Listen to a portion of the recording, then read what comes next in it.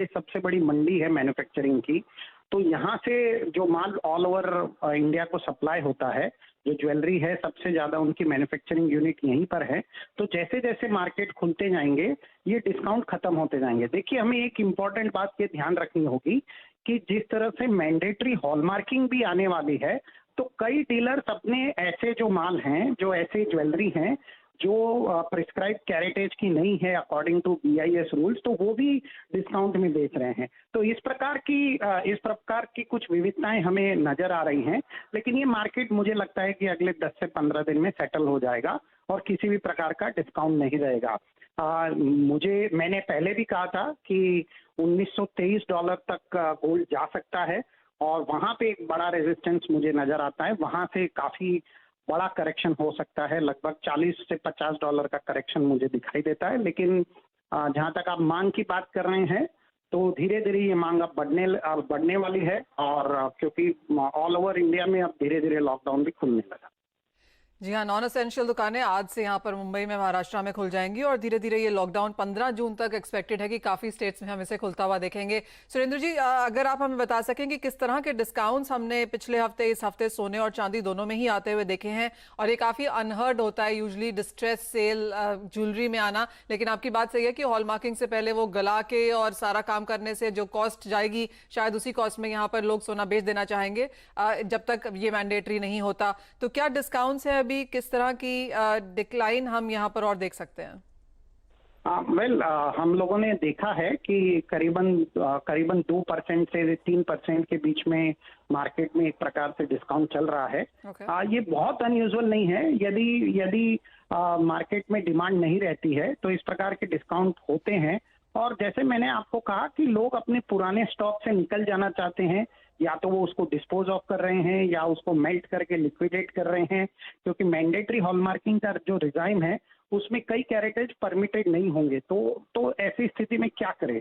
तो ये थोड़ा सा मैं ये भी कहूंगा कि एक पैनिक सेलिंग भी जरूर है और इसीलिए ये डिस्काउंट चल रहा है।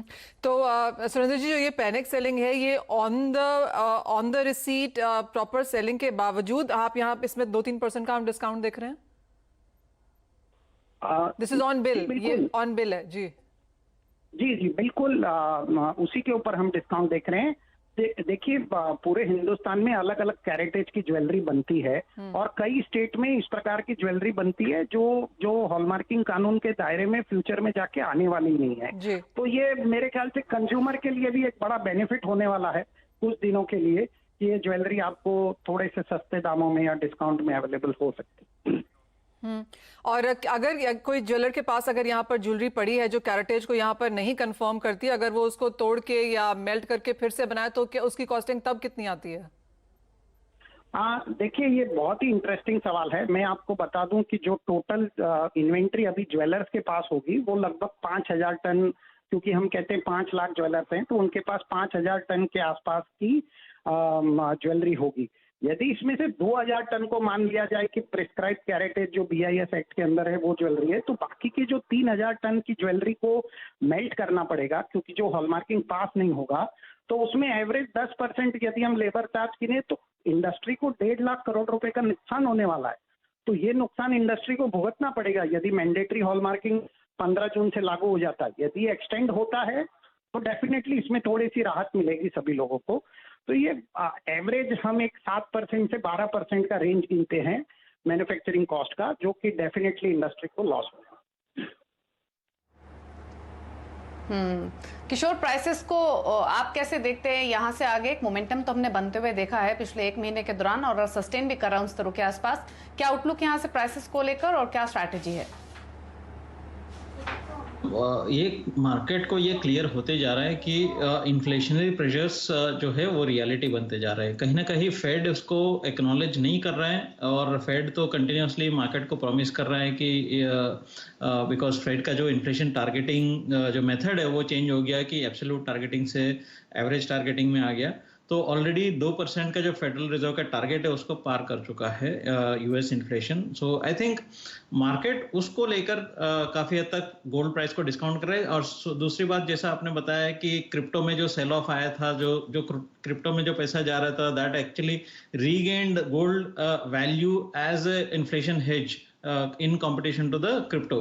तो आई थिंक ये दोनों मसले के हिसाब से ये यहाँ पे पॉजिटिव ट्रेंड कंटिन्यू रह सकता है। और शॉर्ट टर्म में अगर देखें, आज इंट्राडे के लिए मैं बाइंग का सलाह दूंगा 49,470 के आसपास। 49,720 का आप टारगेट हो सकता है 49,300 के स्टॉप लॉस के साथ। और जहां तक आप मीडियम टर्म का सवाल है, मीडियम टू लॉन्ग टर्म 52,000 का आपको मीडियम टर्म टारगेट्स हो सकता है। And long term that is 12 महीने के ऊपर का जो टारगेट हो सकता है दैट इज 58,000 के आसपास है। वो बरकरार है अभी भी। अगले 12 महीने में तो करंट स्तर भी कुछ बुरे नहीं है अगर आपको सोना खरीदना है। इवन एज हमने सोने में पिछले 2 महीने में लगातार यहाँ पर बढ़त आते हुए देखी है। अनुज, चांदी के प्राइसेस आप कैसे देखते हैं, क्योंकि तेजी यहाँ पर भी है?